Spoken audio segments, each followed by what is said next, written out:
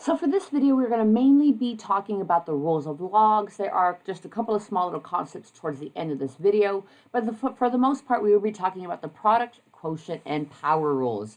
These three rules are very, very important. They're typically taught before leading up to being able to solve logarithmic equations. And what we see a lot of times with logarithmic equations is we're going to have, maybe let's just pretend we're going to have maybe an example like this. Obviously, it'll be an equation form, so it'll equal to something else. And we're going to be tasked with solving this thing. Now, when an equation is in logarithmic form, it is very difficult to work with.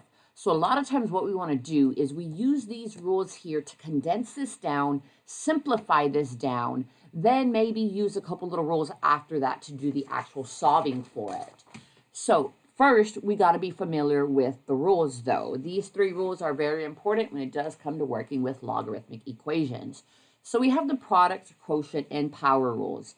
These rules are meant to use to either expand a logarithmic equation, so to take something that's into a single log like these and expand them out, or to take something like this that's already expanded out and to condense it down into a single log. So the way that I think of these rules here a little bit here, so if you notice here, we have log base of a of m times n. So we have a multiplication for our product rule, right? Quotient, we're dividing. Power rule, we have an exponent. So for the product and quotient rules, the way that I think in going from the left to the right side here, if we have a single log that we're trying to expand out, I think of it two different ways. So first, take this log and distribute it to everything that you have. Log base a of the m, log base a of the n. Split them up, separate them, assign a log to each thing. Same thing with the quotient rule. Log base a of the m of your numerator, right? Log base a of your denominator. Separate those. If you're multiplying, you're going to put a plus sign in between. If you're dividing, you're going to put a minus sign in between. If you have an exponent down over here, the power rule just tells us to take that exponent and it's going to come down here in front as a coefficient, as we see there. Right, so split them up and add, split them up and subtract, bring it down as a coefficient in front. So that's how you're going to expand these out using these rules. You can also go from right to left and you can condense them down. If you have multiple logs that you need to simplify, you're going to want to go from right to left. So you're going to look for, well, if I have an addition, I'm going to squish these together into a single log and multiply. If I have a subtraction, again, I'm going to merge these two together and I'm going to divide. If I have a coefficient, that's just going to come back up as an exponent. So we're kind of just doing the opposite of before. So let's talk about simplifying and evaluating some of these here. So for the first example, it says, given that log base 5 of z is equal to a 3, log base 5 of y is equal to a 2, use the rules of logs to evaluate each of the following. So what we're going to do with these two examples here is we are going to use our rules here to expand them out, and then we're going to evaluate them for the set given values here. If we take a look at this example, log base 5 of y over z. So we are dividing here. This is going to be our quotient rule. And our quotient rule, so first off, separate them. Think of it as distributing it to the y, distributing it to the z. So we would have log base 5 of the y, log base 5 of the z. Again, if you're multiplying, you're going to put a plus. We have division, so put a minus. This is what it would look like if all we were being asked was to expand it out. We are being asked to evaluate, and it says log base 5 of z, which is this one here, is equal to a 3. Log base 5 of y is equal to 2. So this just turns into 2 minus 3, which is a negative 1. If we look at the next example here, so we have log base 5 of y squared times z cubed. So we're going to distribute the log to the y squared. We're going to distribute the log to the z cubed. That will look like log base 5 of y squared, log base 5 of z cubed. We're multiplying these. That is the product rule, so we will be putting a plus sign in between.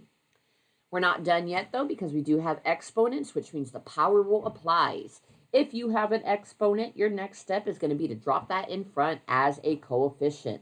This will now be 2 log base 5 of y plus 3 log base 5 of z. Again, move the 2 down in front, move the 3 down in front.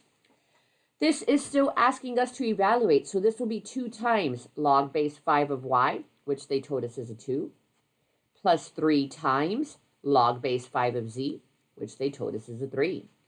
That makes this 4 plus 9, which is just a 13. For our next two examples, we are going to write these in expanded form. So we have a little bit more going on here. So if we take a look at this, you kind of want to break this up into individual factors, expressions here. So we have, let's see, we have log base 2 of the x squared. We have log base 2 of the x minus 1 cubed. And then we'll have log base 2 of the 2x plus 1 to the 4th is what that is. So I'm going to split this up 3 different times. Log base 2 of the x squared, log base 2 of x minus 1 cubed, and then log base 2 of the 2x plus 1 to the 4th. In the numerator, we are multiplying. That's going to be a plus sign. We are dividing by the 2x plus 1, so that is going to be a minus sign. Another rule of thumb to keep in mind when you have multiplication and division going on, anything in your numerator should be positive. So the x squared and the x minus 1 cubed are both up top, so these should both be positive. Anything in the denominator should have a minus sign in front of it. After we're done using the product and quotient rules, the next step is to just use the power rule. So look for exponents, drop them down in front. This 2 will go down here in front, making that 2 log base 2 of x, plus drop this 3 down in front, making that 3 log base 2 of x minus 1. Drop down your minus sign. Bring that 4 in front, and that will be 4 log base 2 of the 2x plus 1. And all we're doing here is expanding, so this is what our logarithmic expression would look like in expanded form. Dropping down here, we have log of the square root of 4xy over x here. Keep in mind that that square root is over everything. This is log of 4xy over z.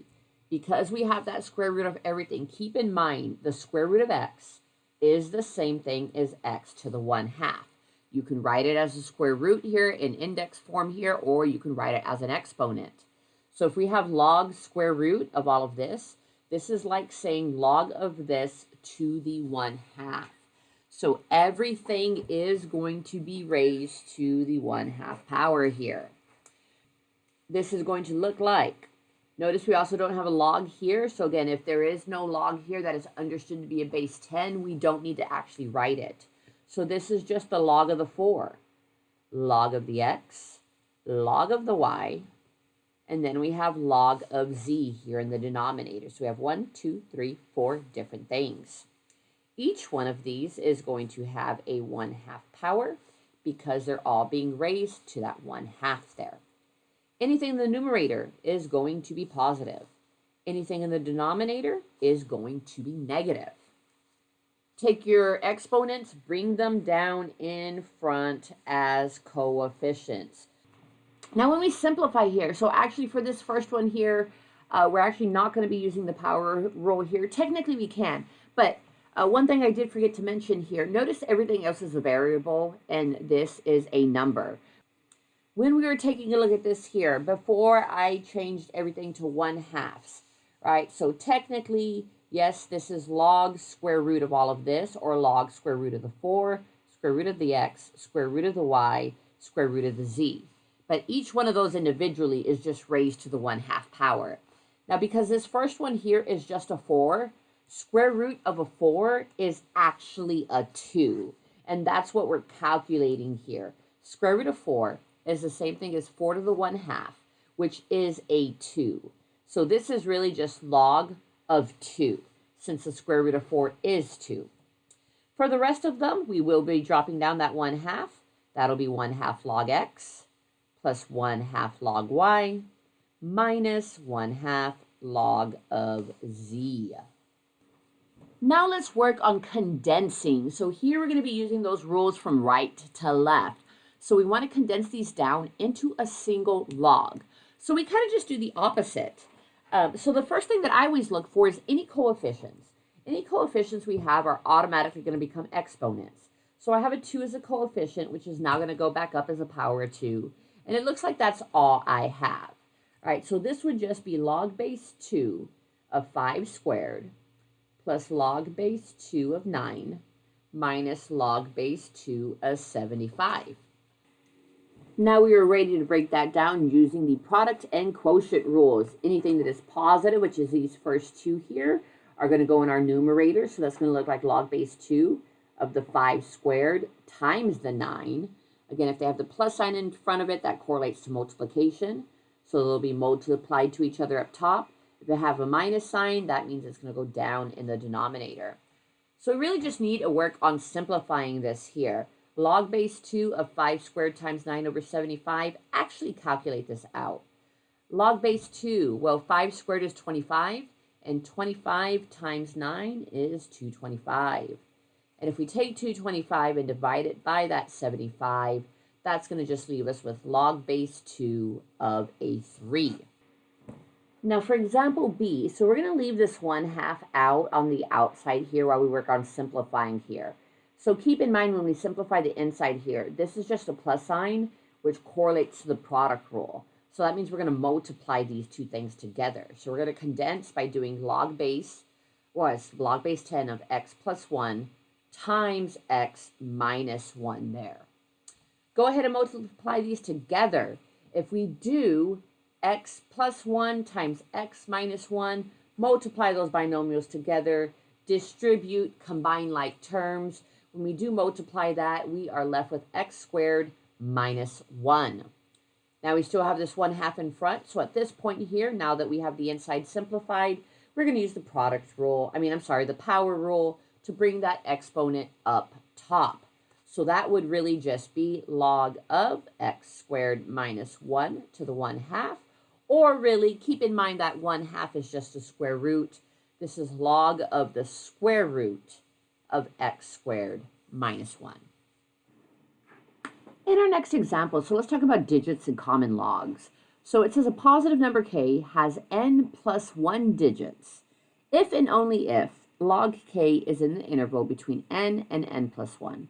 So what this kind of refers to here, so if we just look down at this bottom example here, it wants us to write an estimate of the number k is equal to 234 raised to the 567th power in scientific notation. Now that's an extremely, extremely large number. And if you tried to put that into any kind of calculator, it's going to give you an error because that number is just way too large.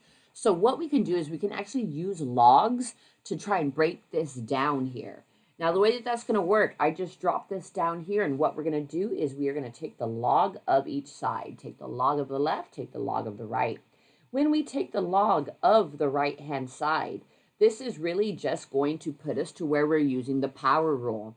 This exponent here is going to come down in front as a coefficient, making that 567 times the log of 234.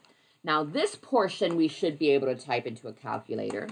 So when we type that into a calculator here, 567 times log of 234. So that's giving us 1343.345391.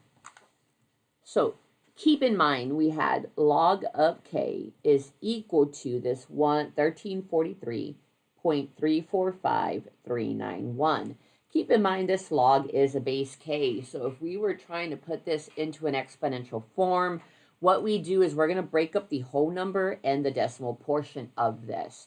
K would equal 10 to the 1343 times 10 to the 0.345391. Again, break up the whole number portion, break up the decimal portion towards it here, which would look like this. Actually calculate the decimal portion of it. If we plug in 10 to the 0.345391, we get the following decimal right over here.